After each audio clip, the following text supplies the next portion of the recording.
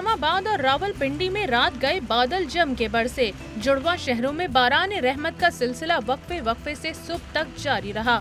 मौसम का हाल बताने वालों ने आज भी बारिश की पेशगोई की है। सियालकोट और गिरदोनवाह में तेज और ठंडी हवाओं के साथ आसमान पर गहरे सियाह बादल छा गए और यकायक बारिश होने लगी।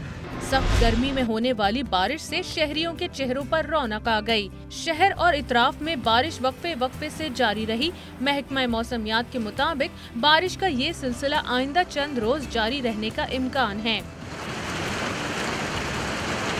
मंडी, बहाउद्दीन और गिरदोनवाह में मूसलाधार बारिश के बाद नशेबी इलाके ज़ेरे आब आ गए।